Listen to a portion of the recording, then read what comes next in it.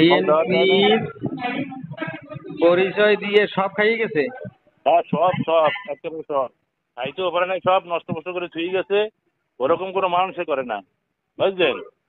20-25 KG গোস্ত এত খাইছি, যা না খাইতে পারছে হ্যাঁ পানি দিয়ে থুই গেছে।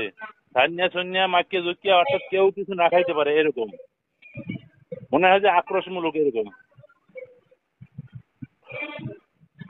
আচ্ছা, এবং করার কারণটা কি? কিচ্ছু কারণ নাই, কারণ বুঝি না। একটা কারণ তো থাকবে যে ইয়ে করছে। কোনো কারণ নাই। ওই দিন 10টার দিকে আমি মাদ্রাসায় গেছি, তখন আমার একজন সহকারী শিক্ষক তার সাথে মোবাইল করে, কয়জনে মোবাইল করে আপনারা খাওয়ালই আয়োজন করছেন মাদ্রাসায়, আমাকে দাওয়াত দেন নাই কা, আমরা বিএনপির লোক, ওর নাম হচ্ছে মিজান। মিজানের কাছে মোবাইল করছে শিক্ষক মিজান। হ্যাঁ মিজান, শিক্ষক মিজান মাদ্রাস। আচ্ছা, পরে ও আমার কাছে বললো যে এই অবস্থা হুজুর। আমি বললাম যে এটা তো রাজনৈতিক কোনো সভা না, রাজনৈতিক কোনো মিটিং না, আমরা ঘরোয়াভাবে শিক্ষক কমিটি মিটিং করতেছি, এখানে তো বাইরের লোকজন বলার প্রশ্নই আছে না। তাছাড়া কিন্তু রাজনৈতিক কোনো মিটিং না যে রাজনৈতিক পরিচয় হবো দাওয়া দিতে হইবে। এই কইছি, এরপরে আবার কইছে যে না আমাকে সীমিত আয়োজন, এটা তো বাহিরে আমরা কই নাই কাউকে। এই তো ওই পর্যন্ত শেষ। ঠিক আছে ঠিক আছে, এই পর্যন্ত শেষ।